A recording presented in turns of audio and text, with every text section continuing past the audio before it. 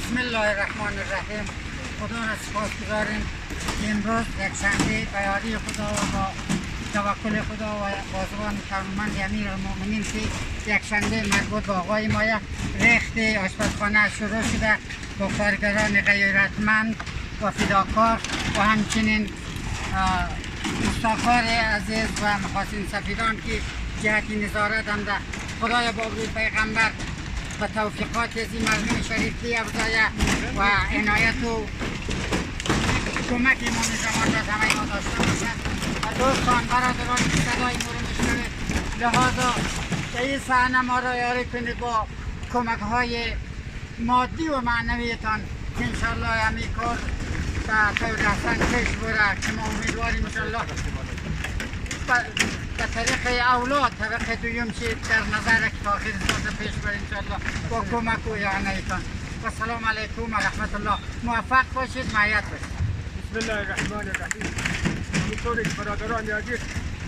تشکیل ما را و تشکیل کار می‌بینید خدا را شکر خدا را سپاسگزاریم و کمک شما مسافرین و کمکی و کمکی جوانان که فعلا در کار مساعده بشود فعلا دختگیری همین آشپزخانه و اتاق را خود و در این طبقه پاک‌خانه‌اش هم انشاءالله تا فصل خزان آماده بشود. همین چیزی در سالها برام و مقصد کلی شما هم از مسافرین هست ما همین است که این منبر بزرگ یک آشپزخانه بسیار مهم اشداً ضرورت است. ما بنابراین در این سال شروع کردیم انشاءالله با توکل خدا و کمک شما انشاءالله که تا امامان را بهره‌مندانیش انشاءالله بشود و سلام علی من بسم الله الرحمن الرحیم و نستعین. برادران بزرگوار منطقه صدقانی کبکی آشپزخانه مثلا مدرین را به یاری خدا و همکاری شما مسافران بالاخره اهم از تمکی جاغوری موالستان هر جایی که مثلا نصیر ما ببینن انشاءالله اینمی کار ما شروع کردیم. کار به یاری خدا طبقه اول کار شروع شده، طبقه دوم به یاری خدا در این وقتها و همکاری شما برادران شروع می شود. خداوند به توفیقات شما برادران و عجاب بیفزاید بر محمد و آل محمد صلی الله علیه و سلم. تشکر از برادرایی که ما را یادی کردن و مسافرین عزیز در این آشپزخانه کمک کردن برادر که تشکر میشه. کارهای خامخانه که باقی مانده که انشاءالله نیازه که با امید یعنی خداوند کمک شما مسافرین عزیز و خیر انشاءالله طبقه خامخانه پشت آشپزخانه قرار دارم هم به همین شکلی امیدواریم با اون رو انشاءالله همینطور دخترگری بزرگریش نه امیدواریم که از کمک‌های خود منبر و خیریه سلام علیکم بفرمایید که این کارهای کارگرها را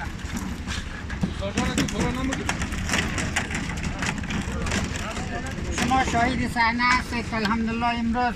کارهای بسیار مثبتی ما پیش رفته و در آینده انشاءالله همین گونه پیش خواهد رفت به یاری خدای متعال. لحاظا نیاز به همکاری مساعدت و توجه عزیزان داریم در خارج از کشور، در داخل از کشور، زن و مرد. آقای سعیدی بفرمایید که آقای سعیدی چند طرفی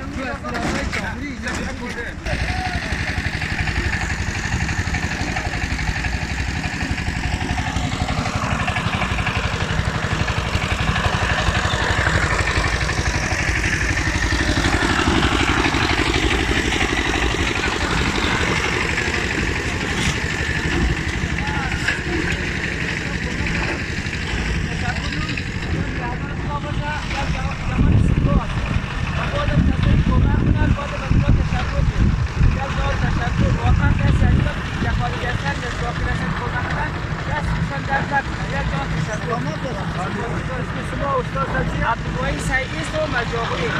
و خود تنجیه جاوری. در مایز کنیم که زمین بده این کار